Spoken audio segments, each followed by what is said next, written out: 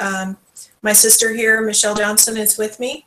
I'm a Plexus ambassador. I'm a thyroid cancer survivor, and we are going to be talking about some of the health benefits and current health crises in regards to blood glucose levels today. So give Michelle just a minute to introduce herself, and then we'll go ahead and kind of talk about what brought us to this point. Sounds good. I am Bonnie's sister, Michelle Johnson. I'm a naturopathic doctor, and I've worked in Las Vegas for over 3 decades. My life involves educating clients, friends, and family about their health and how to take more responsibility for their health outcomes. Please know that nothing we say here is intended to heal, cure, or mitigate disease.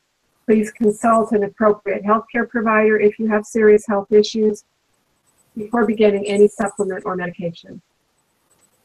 Awesome. Okay, so what brought us here? Well, just like everybody else, we're human beings, and we struggle with health issues from time to time. What got me here was basically a childhood full of antihistamines, antibiotics. By the time I was 13, doctors were telling me I had adrenal fatigue. And so by the time I'm in my 20s, I have hypoglycemia to the point of passing out at a restaurant, which I'm sure my sister will remember. And then also in my 40s, being diagnosed with thyroid cancer, going through that, and now dealing with some chronic inflammation. So, you know, just like us, everybody's suffering with something. We've got hypoglycemia going on out there. We've got diabetes going on out there, and things not even to that extreme, right? We hear all the time about people who have anxiety, headaches, they're exhausted, they're depressed. People are getting hot flashes in their 20s and 30s, and people aren't getting good sleep. So these are just some of the things that actual blood glucose levels are indicative of, and getting that imbalance might actually help you feel better. So we're going to talk about that a little bit. As you know, I'm sure you've probably heard the statistic already that by the year 2050, 1 out of 3 Americans is projected to have diabetes. And of course, along with diabetes, we have an epidemic rate and proportion of our society who is dealing with obesity and all kinds of health problems that stem from both of those, kidney failure, heart disease, and all kinds of nasty stuff. So Michelle's going to talk a little bit about what's actually going on with the blood glucose levels, and then we're going to go ahead and give you some good news, because there is hope. So Michelle, go ahead. Excellent. So basically, if we have blood sugar imbalances, the overall term for this is dysglycemia, and that can run a spectrum. For instance, people with fatigue, depression, hypoglycemia, being overweight, or having sugar and starch cravings are categorized under this dysglycemic category, which is a disruption in blood sugar metabolism, and it's usually caused by how we eat. Other conditions that can also be linked to this problem include cardiovascular disease, such as high blood pressure, some types of high cholesterol, metabolic syndrome, prediabetes, adult onset diabetes, and polycystic ovarian syndrome, which is a real complicated picture. And blood sugar problems occur on a spectrum of disease, with fatigue, depression, hypoglycemia, and cravings at one end, and insulin resistance, metabolic syndrome in the middle, and prediabetes and adult diabetes at the other end. But even though we have all these labels for them, they're all caused by the same basic problem, which is dysglycemia. And where you are on that spectrum pretty much indicates the severity of your disease.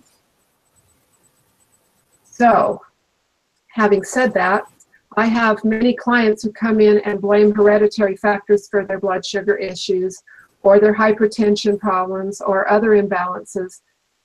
And much of this is at the most a predisposition, not actually a foregone conclusion, or even hereditary, What is hereditary is how we eat based on how we were taught to eat as children.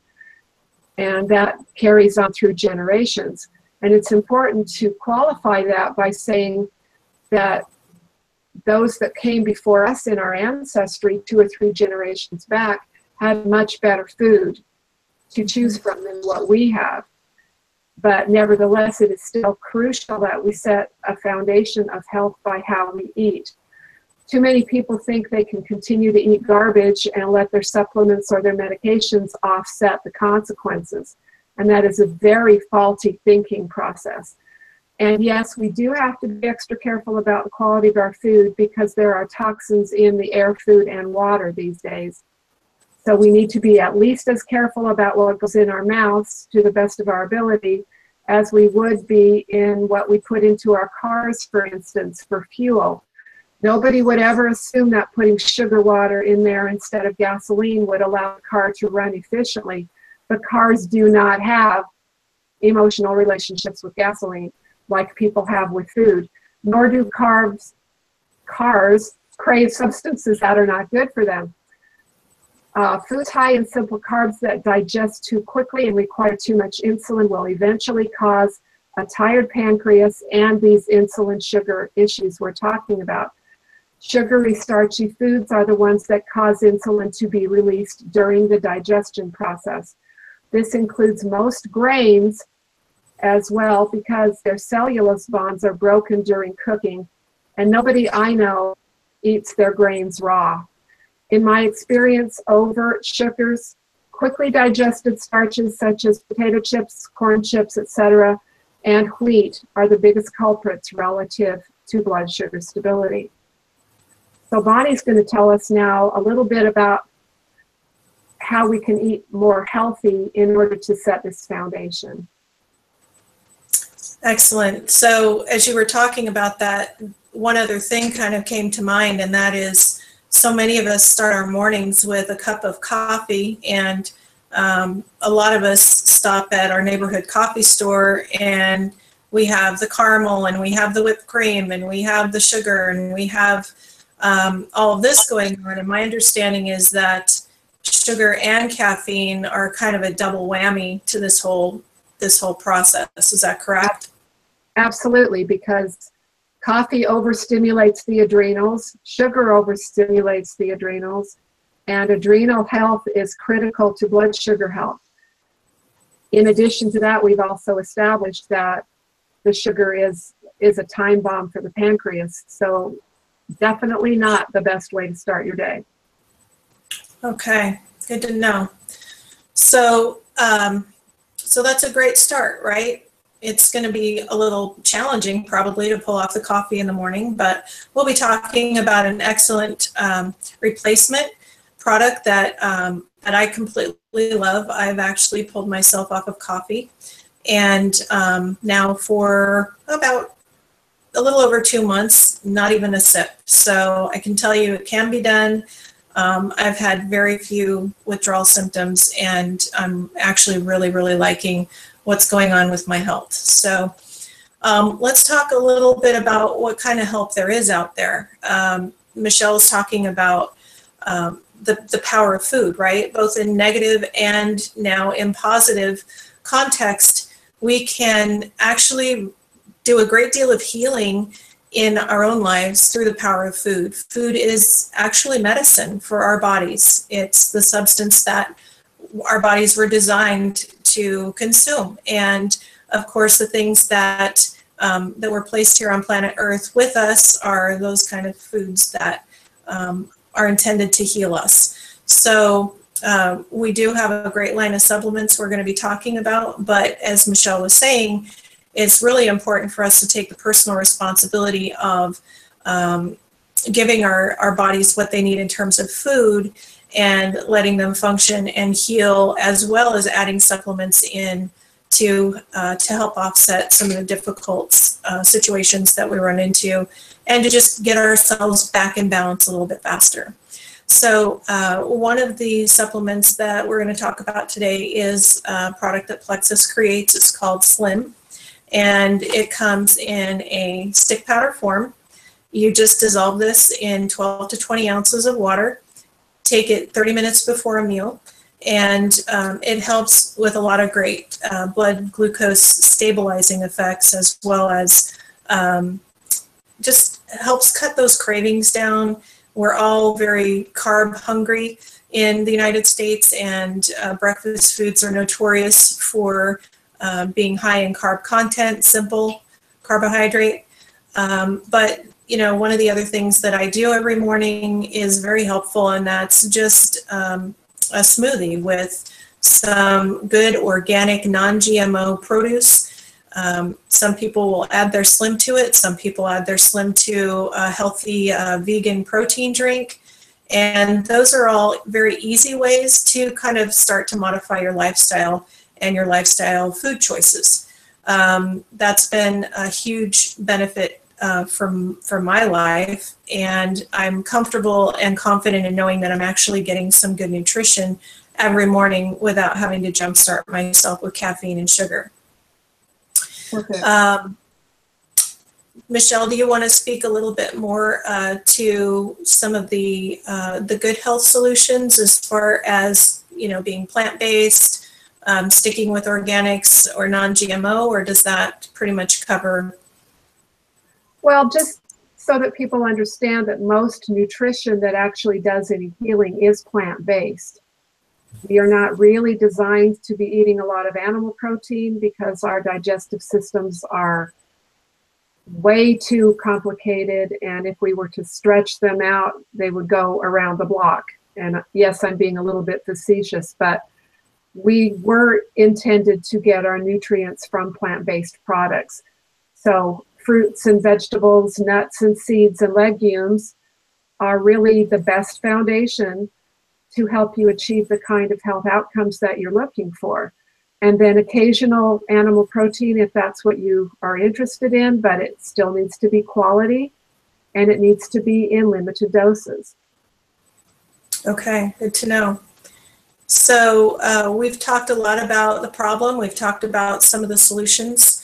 And you know, one other thing that I really want to throw in there is we are really talking about a lifestyle choice, a lifestyle change. We're not talking about a fad diet. We're not talking about a quick fix. We're talking about walking all the way back through that health forest that has taken us 30, 40, and 50 years to walk into.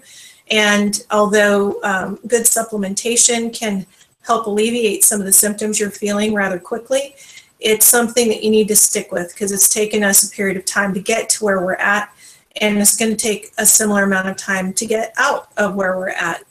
So my encouragement would be start slow. Start with a product like Slim. It comes in a 30-stick pack. It's cheaper than your morning cup of coffee, I can guarantee you that.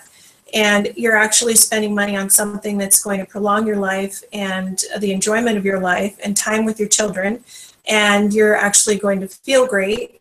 So it's an investment, and it's an investment in yourself. The other thing that we can do is, you know, take 10 to 12 sips of water every 30 minutes. If you do that throughout the day, maybe set a timer on your cell phone, just to give you that gentle reminder until you build the habit. You can get in a great amount of water every day. And just because it's liquid doesn't mean it's water. And if it's not water, it's not necessarily hydrating you. So I do want to actually emphasize water as being very important in this process. It's what our body needs to flush out the toxins that were shaken loose with some of our supplements and actually move them through us and get them out. So please focus on the water, and then pick another thing, a simple thing that you can do next month. Maybe you're going to start doing smoothies in the morning and you're going to add some green spinach to that smoothie. It's pretty benign in your flavor and you aren't going to notice it if you put it in with some berries, maybe some mango, something like that. The trick to this is incrementalism. It's a little at a time, and you can create a pretty substantial life-changing habit just a little at a time. Don't overwhelm yourself. Don't take on too much because we have a tendency as human beings to get overwhelmed with new things, to get overwhelmed with change, and then we don't stick with them. Exactly right.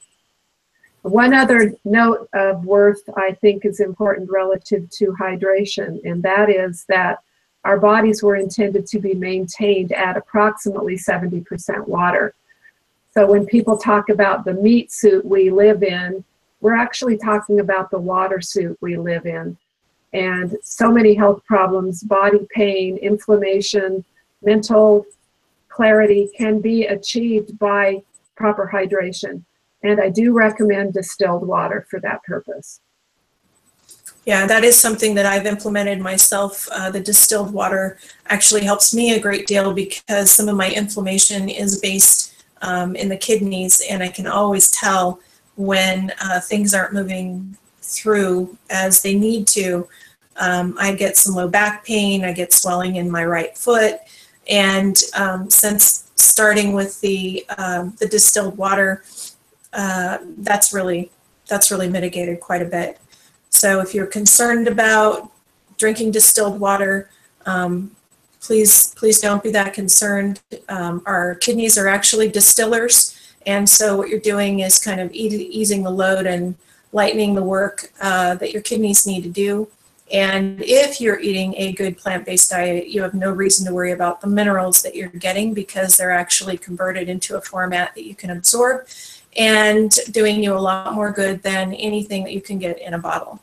Absolutely. Good point. So that about wraps it up for us today. I hope you guys have learned something, and I hope more than that you've actually begun to think the possibility might exist that you could be feeling a lot better relatively soon, and that there is hope out there for you, even if you've been labeled as a diabetic or a hypoglycemic, and even if you're just suffering from insomnia or irritability or anxiety or exhaustion. These things are all hitting on that same spectrum. So there's a lot of hope out there and we live in a society right now where great produce and great answers are available and they're prevalent. So definitely a good time to take advantage of it and to turn the tide and teach our kids a better way of life and a better way of eating and feeling, and give them some longevity and turn the tide, because it's definitely a tide that needs to be turned. So that'll wrap us up for today. I do want to let you know, if you're interested in hearing more, please use the comment section under the video. We'll also be posting this on Facebook. You can feel free to comment there, or you can actually email us at plexuswellnesssisterstyle@gmail.com. We will be back soon. Until then, take good care. And thanks for joining us tonight. Thank you, everybody.